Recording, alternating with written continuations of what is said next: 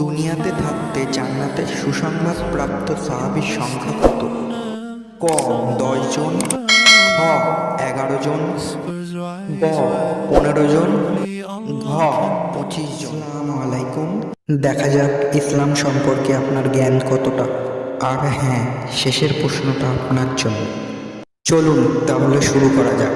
প্রথম প্রশ্ন, পবিত্র কোরআন নাজিল হতে কত বছর সময় লেগেছে?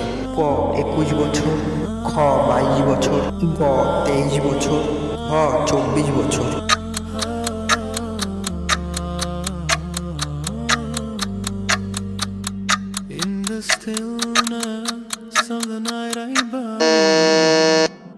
দ্বিতীয় প্রশ্ন, কোন দুই মুসলিম বাদশাহ পুরো পৃথিবী শাসন করেছেন?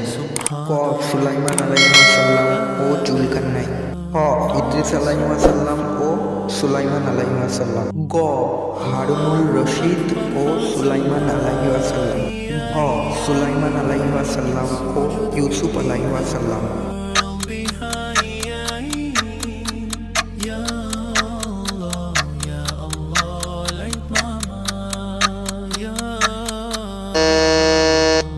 তৃতীয় প্রশ্ন, পবিত্র কোরআনের কোন সূরার প্রতিটি আয়াতে আল্লাহর নামটি আছে?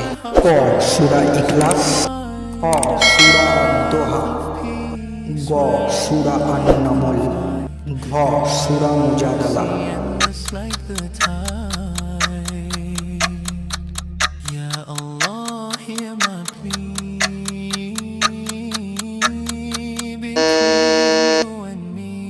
চতুর্থ প্রশ্ন, কোন নবীকে শিশুকালে অল্প মূল্যের বিনিময়ে বিক্রি করে দেওয়া হয়েছিল?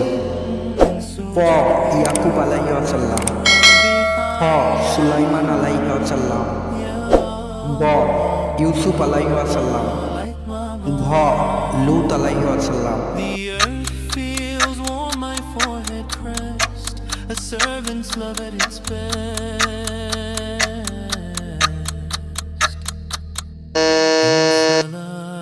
পঞ্চম প্রশ্ন, দুনিয়াতে থাকতে জান্নাতের সুসংবাদ প্রাপ্ত সাহাবীর সংখ্যা কত?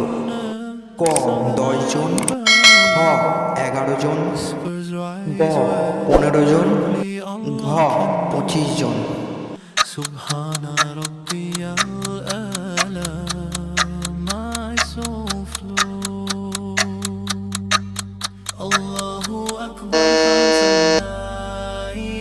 আজকের শেষ প্রশ্ন, উম্মুল কুরআন বলা হয় কোরআনের কোন সূরাকে?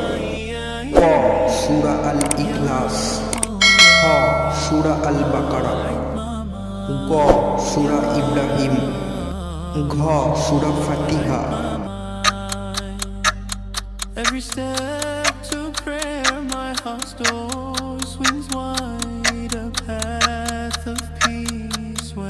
উত্তরটি জানা থাকলে কমেন্ট বক্সে কমেন্ট করুন, আর না জানা থাকলে কমেন্ট বক্সে আই লাভ মোহাম্মদ লিখে যান।